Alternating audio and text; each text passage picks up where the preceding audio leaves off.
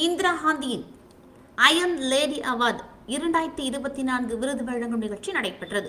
தமிழ்நாடு இளைஞர் காங்கிரஸ் தலைவர் விஜ்லனின் பிரசாந்த் அறிவுறுத்தலின்படி முன்னாள் பாரத பிரதமர் இந்திரா காந்தியின் அயன் லேடி அவார்டு 2024 விருது வழங்கும் விழா நெல்லை சந்திப்பு ராஜ்மஹாலில் வைத்து நடைபெற்றது. முன்னாள் மத்திய அமைச்சர் இளங்கோவனுக்கு நினைவேந்தல் நிகழ்ச்சி நடைபெற்றது.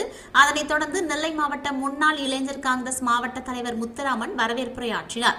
தமிழ்நாடு இளைஞர் காங்கிரஸ் மாநில ஒருங்கிணைப்பாளர் குப்புராஜ் தலைமை வகித்தார். சிறப்பு விருந்தினராக அகில இந்திய காங்கிரஸ் விவசாய அணி துணைத் தலைவரும் முன்னாள் எம்பியுமான ராமசுப்பு கலந்து கொண்டு விருதுகளை வழங்கினார்.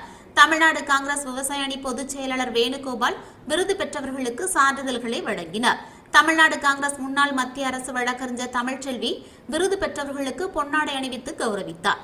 நெல்லை மாவட்ட காங்கிரஸ் மருத்துவ அணி தலைவர் விஸ்வநாதன், தமிழ்நாடு காங்கிரஸ் சிறுபான்மை பிரிவு செயலாளர் பால்ரிச், நான்குநேரி வட்டார காங்கிரஸ் தலைவர் முத்துகிருஷ்ணன், நெல்லை மாநகர் மாவட்ட காங்கிரஸ் துணைத் தலைவர் ராம்குமார் ஆகியோர் முன்னிலை வகித்தனர். மேலப்பாளையம் மண்டல இளைஞர் காங்கிரஸ் தலைவர் பிரபாகரன் தொகுப்புரையாற்றினார். தமிழ்நாடு இளைஞர் காங்கிரஸ் ஸ்டீபன் நன்றியுரையாற்றினார். முன்னதாக பாரத பிரதமர் இந்திரா காந்தியின் அயன் லேடி அவார்டு 2024 10 பெண்களுக்கு வழங்கப்பட்டது என்பது குறிப்பிடத்தக்கது.